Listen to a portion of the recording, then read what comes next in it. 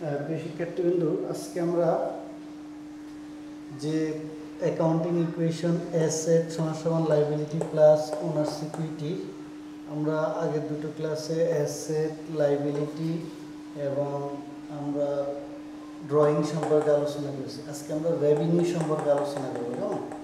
তো রেভিনিউ বা আয় যে কোনো প্রতিষ্ঠানে, যেমন আমরা দুই ধরনের প্রতিষ্ঠান আছে।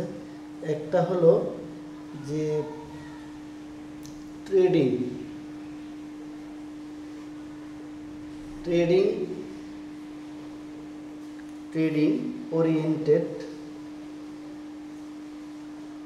ওরিয়েন্টেড প্রতিষ্ঠান, আরেকটা হলো সার্ভিস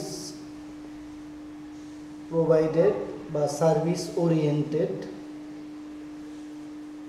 প্রতিষ্ঠান। কেমন? মানে আয়টা দুই ধরনের প্রতিষ্ঠানের উপর হয়। একটা হলো ট্রেডিং, যেটাকে আমরা বলি ক্রয় বিক্রয় প্রতিষ্ঠান, আর এটাকে আমরা যেমন বলি সেবামূলক প্রতিষ্ঠান। ঠিক আছে? তো ক্রয় বিক্রয় হোক আর সেবামূলক হোক, আমরা আয় হবে কিভাবে, প্রতিষ্ঠানে আয় হবে, কোন ক্ষেত্রে আয় হবে, এই জিনিসটা আমরা এখানে দেখব। কেমন? তো যদি আমরা এটা নির্ণয় করতে যাই, তাহলে প্রথমে আমরা যে সেবামূলক যে প্রতিষ্ঠান আছে, যেমন সেবামূলকের মধ্যে দেখো, সেবামূলক প্রতিষ্ঠান, তো তার মধ্যে কিভাবে আমরা আয়টাকে চিহ্নিত করব। কেমন? তো আমরা প্রথমে দেখব যে আমার একটা প্রতিষ্ঠানে আয় কিভাবে আসে। কেমন? আয় দুইভাবে আসে। একটা আয় হলো আমি সেবার বিনিময়ে আসে, আরেকটা আয় হলো সুদের মাধ্যমে আসে। তো আমরা প্রথমে এখানে লিখব সেবামূলকে কিভাবে আসে। দেখো, আমরা এভাবে দেখব সার্ভিস প্রোভাইডেড, রেন্ডার্ড, পারফর্ম,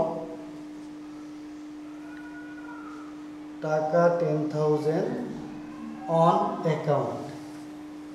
অর্থাৎ সেবামূলক আয়ের ক্ষেত্রে যদি, এটা আমরা সবসময় খেয়াল রাখব, যদি রেভিনিউর ক্ষেত্রে যদি on account, on credit, in balance due হয়,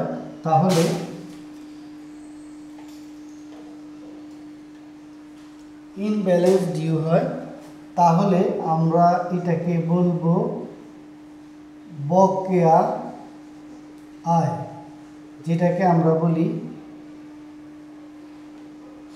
অ্যাকাউন্ট রিসিভেবল। অর্থাৎ অ্যাকাউন্ট রিসিভেবলটা হলো যদি আয়ের ক্ষেত্রে, রেভিনিউ ক্ষেত্রে যদি কখনো আমরা দেখি on account, on credit, in balance due, তাহলে আমরা বুঝবো অ্যাকাউন্ট রিসিভেবলের সৃষ্টি হবে। কেমন? আচ্ছা, তাহলে এখানে প্রথমটা হলো যে আমি এটা যদি বলে সার্ভিস প্রোভাইডেড, রেন্ডার, পারফর্ম, যদি এই ধরনের কথা বলা থাকে, তাহলে আমরা বুঝে নিব যে সেবা প্রদান করা হয়েছে কিন্তু টাকাটা এখনই পাওয়া যায়নি। তখন আমরা এটাকে দিব account receivable debit, service revenue credit 10,000 টাকা। কেমন? 10,000 টাকা গেল। আচ্ছা, তাহলে আমি আর কিভাবে আমি সেবা দিতে পারি? তাহলে আমি এইভাবে সেবা দিতে পারি। তাহলে আমি দিতে পারি সার্ভিস প্রোভাইডেড,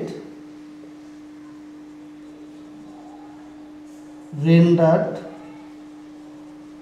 পারফর্ম অথবা আর্ন টাকা 10,000 ফর ক্যাশ। অর্থাৎ আমি সেবাটা বাকিতেও দিতে পারি, প্রতিটা অঙ্কে এরকম একটা থাকবে, সেবাটা বাকিতেও দিতে পারি, নগদেও দিতে পারি। যদি আমি নগদে দিই তাহলে হবে cash debit, service revenue credit. সেবা নগদে হোক বাকিতে হোক, সার্ভিস রেভিনিউ সবসময় কী হবে? ক্রেডিট হবে। আচ্ছা, এরপর যে আমরা দেখব যে আমি আর কিভাবে সেবাটা দিতে পারি। এটা মোটামুটি ইম্পর্টেন্ট, অনেক সময় জাবেদার মধ্যে এটা থাকবে। তাহলে আমরা এখানে দিব সার্ভিস পারফর্ম রেন্ডার্ড, কেমন, অথবা প্রোভাইডেড, সার্ভিস প্রোভাইডেড টাকা 10,000, which cash received 8,000 and balance due. তার মানে আমি 10,000 টাকার একটা সেবা প্রদান করলাম। এই 10,000 টাকার সেবা প্রদান করে আমি ক্যাশ গ্রহণ করলাম 8,000, বাকি টাকাটা আমার কি বাকিটা বাকি রয়ে গেল। অর্থাৎ এটা হলো বাকি জাবেদা, এটা হলো নগদের জাবেদা, আর এটা হলো একটা বাকি একটা, মানে আমি সেবাটা দিলাম তার মধ্যে কিছু নগদ, এইটাই আমরা সবচেয়ে বেশি প্রশ্নের মধ্যে পাই, কেমন, এটা আমাদের পাওয়া হয়। তখন আমরা জাবেদাটা কি দিব, যে cash debit, account receivable debit, service revenue credit. তাহলে সার্ভিস রেভিনিউ হলো 10,000, আমি ক্যাশ পেলাম 8,000 এবং 2,000 টাকা হলো আমার অ্যাকাউন্ট রিসিভেবল, কেমন। তাহলে আমরা রেভিনিউর ক্ষেত্রে আমরা দেখলাম যে অ্যাকাউন্ট রিসিভেবল কখন সৃষ্টি হয়। তাহলে আমরা দেখব অ্যাকাউন্ট রিসিভেবল রেভিনিউর ক্ষেত্রে সৃষ্টি হয়। তো সবসময় যে সার্ভিস প্রোভাইডের মাধ্যমে সৃষ্টি হবে তা না, সেবামূলক প্রতিষ্ঠানের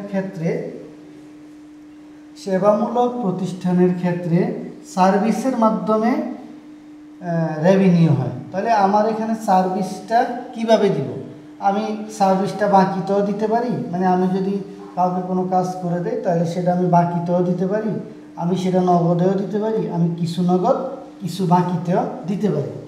আরেকটা মাধ্যমে আমি দিতে পারি, সেটা হলো নোট রিসিভেবলের মাধ্যমে, কেমন। তাহলে আমরা এখানে এটা লিখতে পারি যে সার্ভিস প্রোভাইডেড টাকা 10,000 by notes receivable, service provided টাকা 10,000 বাই নোটস রিসিভেবল। তাহলে আমরা এটা এভাবে দিতে পারি, দেখো সার্ভিস প্রোভাইড করছে নোট রিসিভেবলের মাধ্যমে, সার্ভিসটা প্রোভাইড করছে। তাহলে নোট রিসিভেবল এটা একটা সম্পদ, কেমন, নোটস পেবল হলো দায়। তাহলে note receivable debit service revenue credit কত, 10,000, কেমন। এই তার মানে যদি কোনো প্রতিষ্ঠানে সেবামূলক প্রতিষ্ঠান হয় তাহলে আমরা দেখব যে সেবাটা বাকিতেও দেওয়া যাবে, সেবাটা নগদেও দেওয়া যাবে, সেবাটা কিছু বাকি কিছু নগদে দেওয়া যাবে, কেমন। বা এই সেবাটা চাইলে নোট রিসিভেবলের মাধ্যমেও দেওয়া যাবে। এইটাই হলো এই তোমার সেবামূলক প্রতিষ্ঠানের আয়, কেমন। এরপরে দেখো সবাই গেল, তারপরে আমরা যখন নাকি ক্রয় বিক্রয় প্রতিষ্ঠান দেখব, কেমন, ক্রয় বিক্রয় প্রতিষ্ঠান। তাহলে ক্রয় বিক্রয় প্রতিষ্ঠানে কীভাবে হয় সবাই একটু মনোযোগ দিয়ে দেখো। ধরো প্রতিষ্ঠানটা যদি ক্রয় বিক্রয় হয়, বা যেটাকে আমরা বলি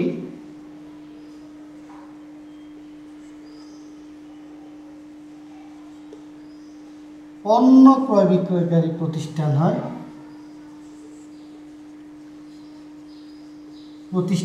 তাহলে আমরা কিভাবে হবে, কেমন। যেমন আমি এভাবে দিতে পারি, দেখো ধরো সেলস, যেমন অ্যাকাউন্টে সেলস মানে একটা আয়, কেমন, সেলস টাকা 1 লাখ ফর ক্যাশ, লক্ষ্য করো। তাহলে আমার এটা হবে ক্যাশ ডেবিট সেলস ক্রেডিট। ওকে, যদি সেটা বাকিতে হয় তাহলে আমরা এভাবে দিতে পারি সেলস টাকা 1 lakh on account on credit যেটাই বলি, কেমন? তাহলে আমরা কি দিব? Account receivable debit service sales credit. লক্ষ্য করো, যদি সেটা কিছু নগদ কিছু বাকি হয়, মানে অর্থাৎ সেবামূলক প্রতিষ্ঠানের ক্ষেত্রে হবে সার্ভিস প্রোভাইডেড, আর ক্রয় বিক্রয়কারী প্রতিষ্ঠানের ক্ষেত্রে হবে কি? সেলস। তাহলে আমরা যদি বলি সেলস টাকা 1 লাখ, হুইচ ক্যাশ রিসিপ্ট টাকা 80,000 অ্যান্ড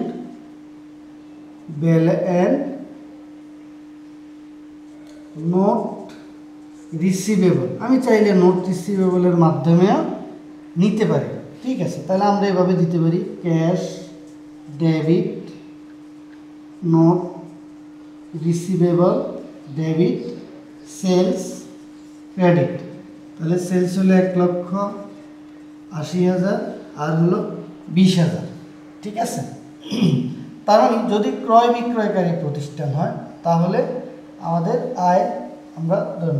এছাড়াও ক্রয় বিক্রয় ছাড়াও আরও কিছু ধরনের আয় আছে, যে আয়গুলা আমরা হিসাবভুক্ত করে থাকি। যেমন আমরা কিছু আয় আছে, বিশেষ করে আয়ের ক্ষেত্রে অনেকগুলো আয়, সার্ভিস প্রোভাইডেড ছাড়াও কিছু আয় আছে। যেমন আমি একটা দিতে পারি এখানে কমিশন রিসিপ্ট, এটা মানে একটা আয়, কেমন? কমিশন, এটা আমরা অঙ্কের মধ্যে প্রায় পাবো। কমিশন রিসিপ্ট একটা আয় হতে পারে। তারপর হতে পারে ইন্টারেস্ট অন ইনভেস্টমেন্ট, এটা একটা আয় হতে পারে। তো এইটা দিয়ে আমি তোমাদেরকে একটা জার্নাল দেখাচ্ছি। দেখো, যদি প্রশ্নে বলে কমিশন রিসিপ্টটা, যেমন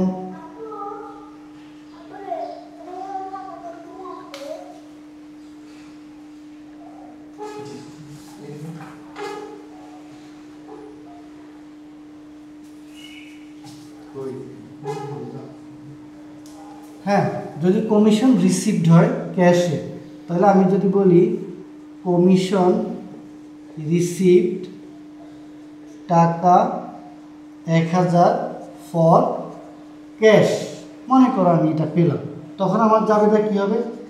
cash debit commission revenue credit 1,000, কেমন? আচ্ছা, ধরো কমিশনটা আমি পেলাম কিন্তু বাকিটা এখনো পাইনি, এই যে তখন এটা হবে কমিশন রেভিনিউ টাকা 1,000 আর্ন বাট নট কালেক্ট, মানে আয় যদি আমি পেয়ে যাই তাহলে আয় হবে ক্যাশ ডেবিট রেভিনিউ ক্রেডিট। যদি আয়টা আমি হাতে না পাই তাহলে আমি দিব যে কমিশন, তাহলে আমি এভাবেও দিতে পারি account receivable debit commission revenue credit কত টাকা, বা আমি এটাকে এই কমিশন রিসিভেবলও দিতে পারি, কারণ রিসিভেবল মানে প্রাপ্য, কমিশন প্রাপ্য, ধরো 1,000 টাকা। এই গেল। আচ্ছা, যদি ইন্টারেস্ট অন ইনভেস্টমেন্ট হয়, মনে করো যে এখানে আছে ইন্টারেস্ট অন ইনভেস্টমেন্ট টাকা 2,000 রিসিপ্ট, যেমন তখন আমরা যাবেটা কি দিব? খেয়াল করো, cash debit interest revenue credit 2,000। যদি সেটা আমি ক্যাশে গ্রহণ করি, যে ক্যাশে রিসিপ্ট কথাটা বলা আছে, কেমন? আচ্ছা, যদি আমি ইন্টারেস্টটা যদি আমি নগদে না পাই, যদি আমি এটা বলি ইন্টারেস্ট অন ইনভেস্টমেন্ট টাকা 2,000 আর্ন বাট নট কালেক্ট, তার মানে কি? আমি আয় করলাম কিন্তু টাকাটা আমি হাতে পাই না, কালেক্ট হয়নি। তখন আমি জাবেদা দিব এইভাবে, interest receivable debit, interest revenue credit. কত? মনে করো 2000। অর্থাৎ আয়ের ক্ষেত্রে যে কোনো ধরনের আয় হোক, যে কোনো ধরনের আয়, সে আয় যদি আমি নগদে পেয়ে যাই তাহলে ক্যাশ ডেবিট, রেভিনিউ ক্রেডিট। ওই আয় যদি আমি নগদে না পাই তাহলে হবে ব্যক্তির ক্ষেত্রে হবে অ্যাকাউন্ট রিসিভেবল, ব্যক্তির ক্ষেত্রে অ্যাকাউন্ট রিসিভেবল। আর যদি কমিশন হয় কমিশন রিসিভেবল মানে প্রাপ্য, সেটা ব্যক্তির ক্ষেত্রে হবে অ্যাকাউন্ট। আর ইন্টারেস্ট, যেমন এখানে ইন্টারেস্ট রিসিভেবল লিখছি, মানে আমি সুদ প্রাপ্ত হয়েছি, তার মানে আমার আয়। আমাকে আগে বুঝতে হবে আয় কোনটা, যেমন কমিশন হইতে পারে, তারপরে তোমার ডিসকাউন্ট রিসিভড হইতে পারে, ইন্টারেস্ট অন ইনভেস্টমেন্ট হইতে পারে, ইন্টারেস্ট অন যে কোনো ধরনের আয় হতে পারে। আয়ের তো অনেক ধরনের আয় আছে, কেন? তো আয়টাকে আমরা এইভাবেই চিহ্নিত করব। এবং আমরা এখানে আরেকটা জিনিস এই গুরুত্বপূর্ণ, তাহলে আমরা একটা জিনিস বুঝলাম এখানে, যে অ্যাকাউন্ট রিসিভেবল মেনলি ডেবিট হয় কখন? তাহলে 1 নম্বরে হলো যখন সার্ভিস প্রোভাইড হয় on account, on credit, in balance due, তাহলে এটা হবে। আর যখন তোমার সেলস হয় অন অ্যাকাউন্টে তখন, তাই না? এই ক্ষেত্রে অ্যাকাউন্ট রিসিভেবলটা ক্রেডিট হবে। অর্থাৎ আয় যখন বাকিতে হয় তখন।